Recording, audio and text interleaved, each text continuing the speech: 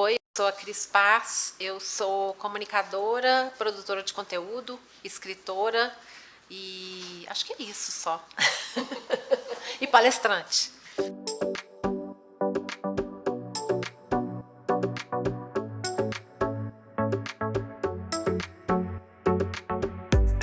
Quando a gente traz para a gente, né, durante a criação de um filho, essa questão, como que eu sou, como que eu estou criando, mas quais são as minhas dores, onde que entra aí nas minhas decepções, frustrações, medos, culpas, nos acertos e nos erros, eu acho que é muito importante olhar para mim, né, e falar assim, peraí, o que está me fazendo ter medo? E eu acho que a psicanálise me ajuda muito, porque eu falo com a minha psicanalista que não trabalhamos com alta, porque ter um lugar, um espaço onde eu posso falar e ouvir um pouco e ter as pontuações dela, né, para olhar para a minha história, isso é fundamental. Eu acho que me ajudou muito a estar aqui, me ajuda sempre, me ajuda no meu trabalho, que acabou se tornando um trabalho por acaso, né? Eu gosto de comportamento, desde antes de trabalhar com publicidade eu sempre gostei de comportamento e acho que eu gosto muito de ver que a vida é isso, né? Esse aprendizado constante. Então acho que o autoconhecimento, acima de tudo, é estar sempre aprendendo, estar sempre se investigando, né? O que tem em mim aqui que está doendo? O que vem da minha criança que não... Porque eu vejo volta e meia a minha criança ferida se manifestando, né? Então tem que cuidar dela também. Então acho que tem essa frase que diz que educar um filho é educar-se. E os pais precisam, ao olhar para os filhos, estarem olhando para si mesmos, né? Porque a gente comete erros sem prestar atenção. Eu sofri muito por ser muito rotulada em casa, e eu acho que eu olhei para isso e tento não cometer esse mesmo erro com meu filho. Devo cometer outros, ou às vezes esse mesmo, né? Mas olhar para isso é muito saudável, né? Entender que a gente está sempre em construção e desconstrução.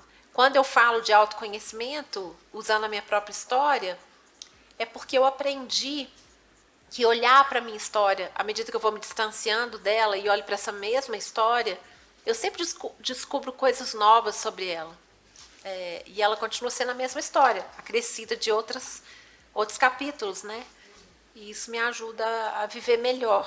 Aí eu acho que eu gosto de compartilhar isso, é sempre muito bom. A história do Cris Guerra para Cris Paz foi uma elaboração ao longo de um tempo, né?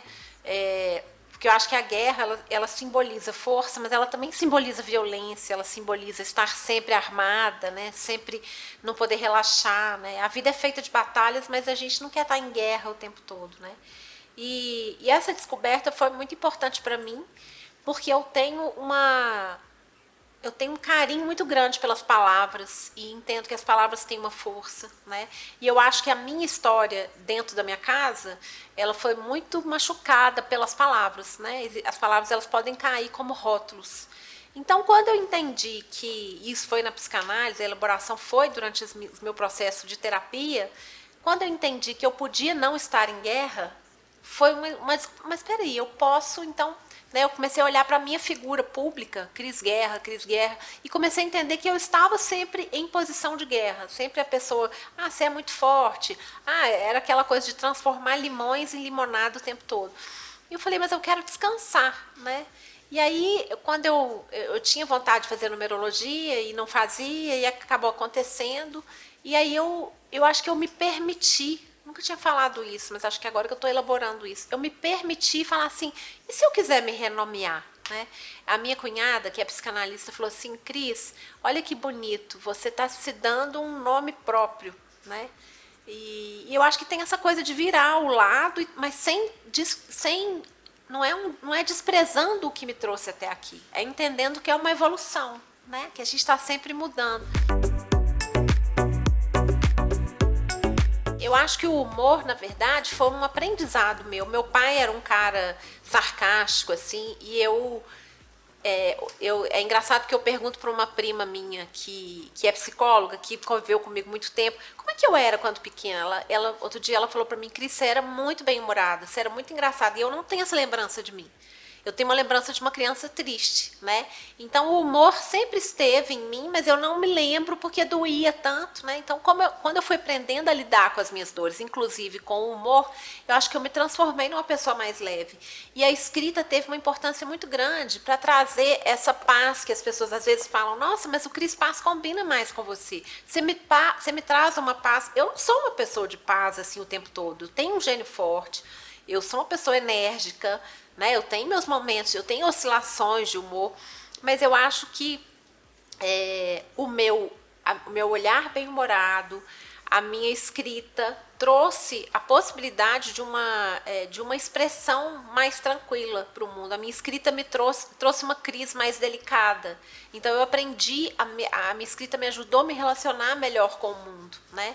E o humor, ele é uma arma, né? Nós estamos falando de guerra, o humor é uma arma de paz, talvez, né? Assim, a gente pode guerrear com o humor sem machucar, porque eu tive um professor de redação publicitária que ele falou uma coisa que eu acho muito significativa, assim, a diferença entre o humor e a ironia.